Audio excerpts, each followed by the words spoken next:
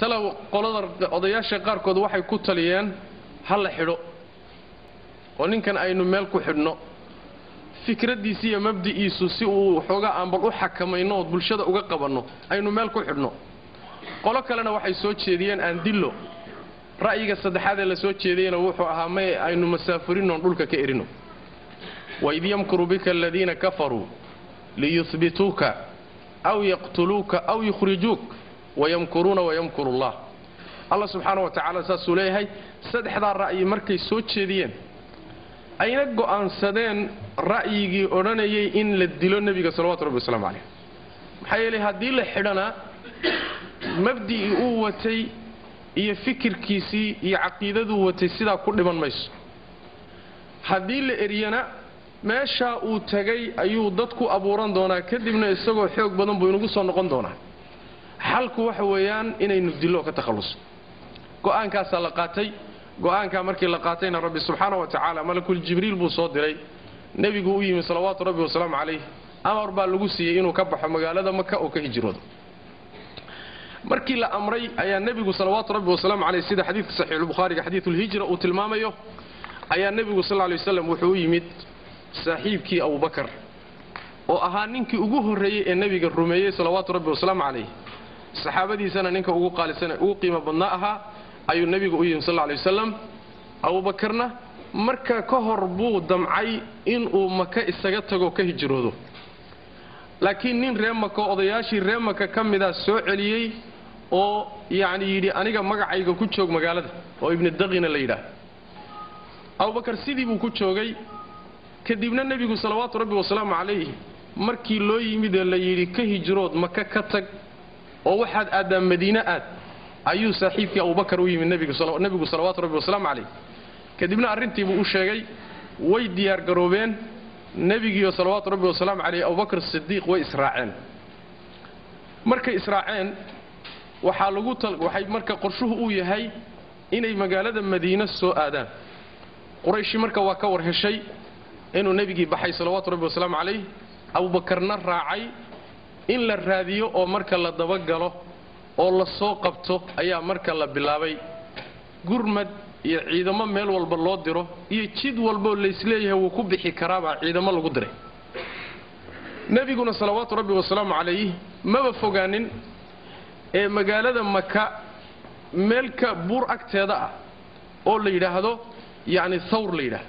buur thawr la yiraahdo magaalada hadda gudaheedaba ku taalaba ayuu god buurta korkeeda ah ayaa nabiga iyo saaxiibkii galeen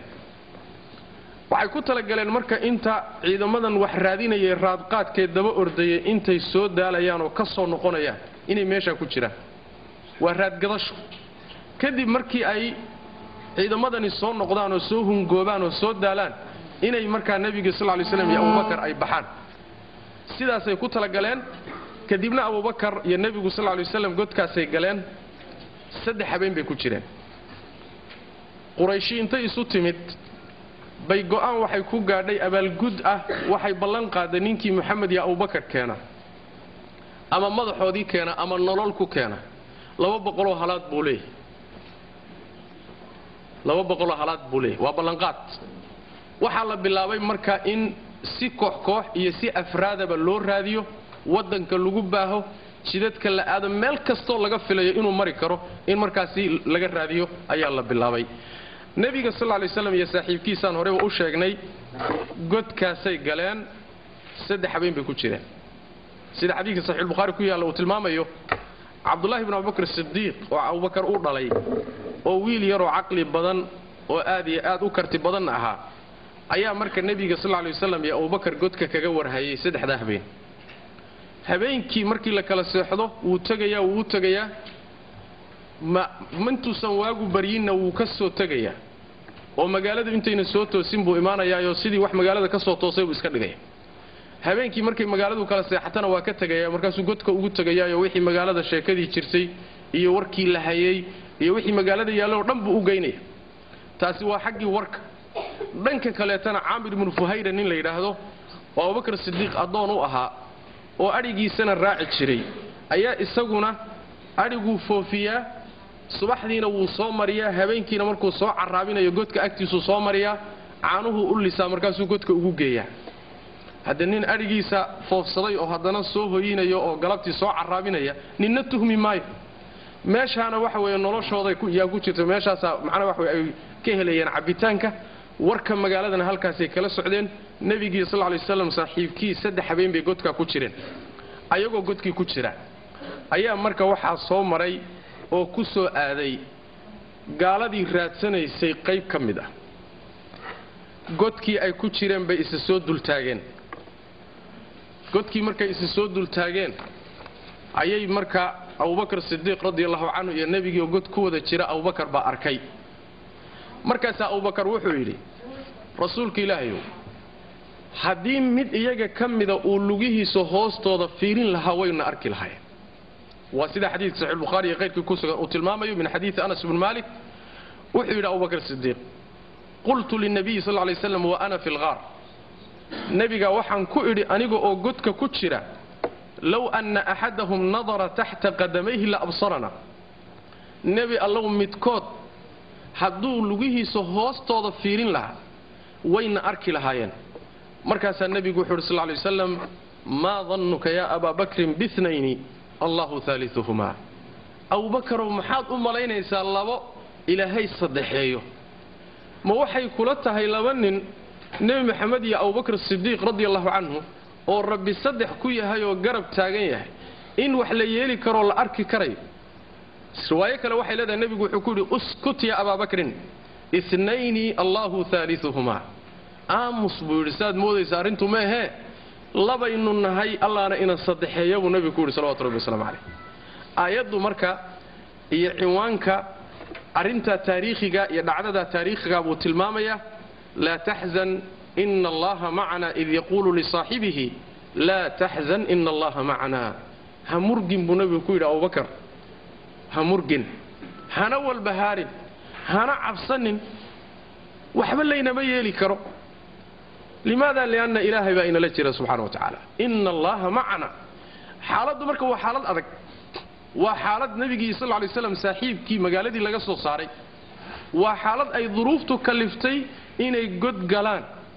وحالة للرات سنة يو ومضى حوضة انتاسو نيفو قيلة وكحرية حالة دا إيضا عيد كاليتو يوح مادي ومركة كنت شدانا ميشا متعلو waxa raadsanayana waa dad kuwii ugu xigay iyo qaraabadoodii way xaaladda iyada ah ba Abu Bakr Siddiq radiyallahu anhu markuu qalbigiisu wax dareemay ayuu nabigu ku yiri salawaatu rabbi wa salaam alayhi Abu Bakr waxba ha murgin hana baqin ilaahay ba ina la jira subhanahu wa ta'ala munaasabad marka weyn oo runtii mudan marxaladan hadda muslimiintu ay marayaan illa xusuusiye way munaasabad mudan way marxaladan hadda aynu marayno ee muslimiintu ay marayaan iyo marxaladaasi nabigu sallallahu alayhi wasallam uu marayay hadalka markuu saaxiibkii ku lahaa waxa ka dhaxaysa wax la yiraahdo tashaabuh isu ekaan waana sababta keentay in mawduuca mu'tamarka laga dhigay cinwaanka mu'tamarka la tahzan inna allaha ma'ana xaaladu waxay weeyaan xaaladaasina waa qurbadii hore ee islaamka tan hadda aynu ku jirnana waa qurbadii labaad labada qurbo marka way isu egyihiin jawaanib bay iska shabahaan jidka lagaga bixi karana waa isku mid khatartooduna waa isu egyihiin sidaas daraadeed baa nabigeena salawaatu rabbi wasalaam alayhi xaaladda markuu marayay waa mid rasuulku tilmaamay sallallahu alayhi wasallam inna al-islaama bada'a ghariban wa sayaudu ghariban fatuba lil ghuraba islaamku wuxuu bilowday isagoo qariib ah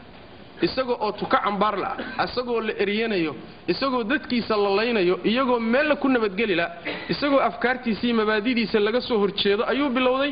meeshiibana ku noqon doonaa buu nabigu sallallahu alayhi wasallam marka qurbadii hore ee aayadaas iyo xadiistaasi tilmaamayso iyo tan hadda aan marayna baa isu eg sidaas daraadeed waa darsi inoo iftiiminaya jidkii aan kaga bixi lahayn dhibaatooyinka maanta in haysta hadaynu nahay muslimiinta ka guud ahaan mar labaad ayaa sida Sahih Bukhari ku taala hadalkan ala tahzan inna allaha ma'ana mar kaluu nabiga ka sugan yahay salawaatu rabbi wasalaam alayhi mar waxay ahayd markii isagiyo saaxiibkii ay godka ku jireen waana mid aayadu tilmaamayso Sahih Bukhari waxa ku soo aroortay inay jirto mar kale iyadana arinta ay xiriiri gashay oo nabigu uu saaxiibkii Abu Bakar ku yiri hadalkaas waxayna ahayd sida xadiidka baraa ibnu caazib uu warinaya saxiixulbukhaari ku yaala abubakar baa wuxuu ka iibsaday caazib oo baraa aabbihii ah baraa ibnu caazib oo odayga ah baa abubakar wuxuu ka iibsaday badeeco wuxuu ka siistay 13 dirham markaasaa abubakar wuxuu ku yidhi odaygii caazib aha alaabtii markuu ka gatay wuxuu ku yidhi muri lbaraa falyaxmil ilaya raxlii baraa amar wiilkaagan yarka ah ee baraa la yidhaahdo amar siiyo alaabta ha ila qaado meeshaan deganaa ha ila geeyo caadatan markii shay la kala gato war igu caawi ama wiilku